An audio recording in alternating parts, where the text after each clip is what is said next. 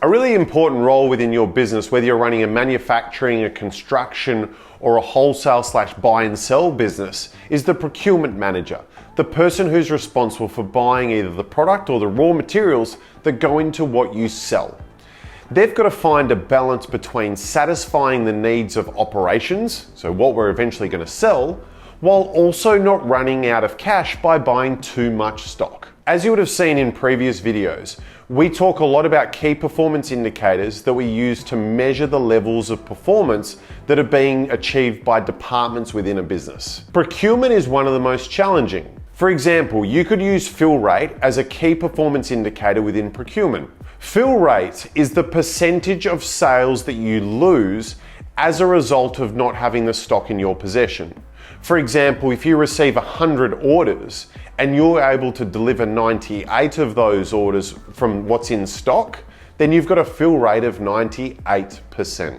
But what is the problem with fill rate? If you take it to the absolute extreme, is you end up with that procurement manager who buys mountains and mountains of stock that ends up sitting there and bleeding the cash out of your business while building a museum full of stock. Another KPI that's used is days stock. This is looking at, on average, how long does a piece of stock or raw material stay within the business's possession.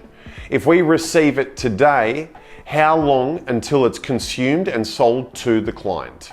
For most businesses, this can range from anywhere from 60 to 90 to even 200 plus days. The challenge with this being the KPI is if we want to keep this as low as possible, we could end up with a procurement manager who doesn't have enough stock to satisfy the demands of operations, whether it's through selling or manufacturing. How do we solve this riddle? Not running out of cash while still satisfying the needs of operations and sales. This conversation came up in a finance meeting recently, and a client actually came up with an awesome idea which I'm going to share with you now. It's looking at a KPI that mixes the two of them together. Let's break it down. The first element is looking at your monthly sales as a percentage of your total stock. So the calculation being monthly sales divided by your stock. The second part of the equation is adding your monthly revenue divided by your budgeted sales. Once you've added those two percentages together, you might end up with 175%, 200%, 85%. When you add those two percentages together, you then divide it by 2. As we always say, to influence an outcome, you have to understand how it's calculated. The first part of the KPI, monthly sales as a percentage of total stock. This is our way to capture minimizing the amount of stock that we hold, but also comparing it to how much sales we do in the course of a month. Let's look at a hypothetical example. The first element, the monthly sales as a percentage of stock. Let's say we had $1 million worth of sales or revenue for the month, and we hold $1.5 million worth of stock. So it'll be $1 million divided by $1.5 million, giving us 66%. The second part of the equation is then going, what was my revenue for the month as a percentage of my budget? So the $1 million of revenue, and our budget, in this case, we're going to say is $750,000. So we've beaten budget. So $1 million divided by $750,000 gives us 133%. We've clearly gone better than we expected. So adding those two numbers together gets us 199,000. For the ease of numbers, let's say it equals 200%. We divide that number by 2 and it gets us 100% is the number we've achieved. Now, what is the significance of this number? Firstly, let's look at revenue versus budget. If we've got a procurement manager who isn't buying enough, who isn't able to provide goods when the team need them to satisfy clients' demands and requests, and essentially our sales, then that percentage is going to be compromised.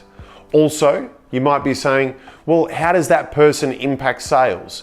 I believe that there's no islands within a business. Procurement helps sales, operations help procurement, finance helps every other area of the business. All these things come together to build a great business. Therefore, that equation, even though it's not entirely procurement's responsibility, they have a significant role to play. To conclude on the second part of the formula, naturally we want to have our actual revenue exceeding our budgeted revenue by as much as possible. Let's jump back to the first part of the equation though, our monthly sales as a percentage of inventory. Now here there's a little bit more nuance, and what I would recommend is you backtrack what the number in your business should be. If we're going to backtrack this number within our business, how do we benchmark for it? Not every business is the same. As I said a moment ago, when you're looking at actual revenue versus budgeted revenue, clearly we want that percentage to be as high as possible over the budgeted revenue. There are elements of the first part of the equation that will impact the percentage that we aim for our business specifically. Firstly, how long do we expect to hold stock for?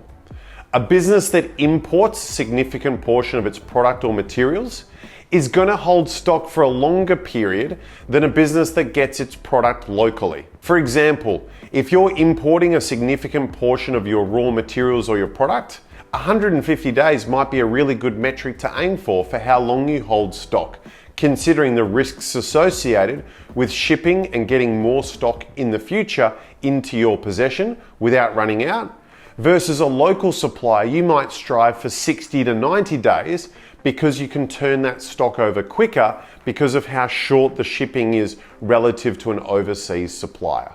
The other factor when benchmarking this for your business is how high or low, relatively speaking, is the gross profit or contribution margin in your business. A business that has a higher contribution margin, a higher gross profit, will rely and require less stock than a business that has a lower contribution margin and a lower gross profit.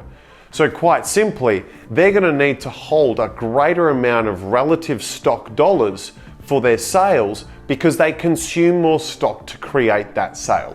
If you've got a contribution margin of 60%, and let's say that's all materials, 40 cents in that dollar of sales will be at some point in time stock. If you've got a contribution margin of 40%, well, at some point in the past, a dollar of sales would have had 60 cents in stock.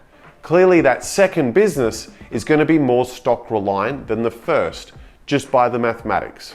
As we touched on before, I recommend backtracking this number in your business to work out if I want to have stock days at 150 or at 90 days, or whatever that number is you believe is fair and reasonable while managing the risk of not running out of stock. That should be the catalyst that you use relative to your revenue that we strive for. So in summary, the first part of the equation, work out what a strong benchmark for your business is, and also look at what it has been in the past and where it could potentially be. And then the second part of the equation, looking at our budgeted sales versus actual sales, naturally we want that number as high as possible.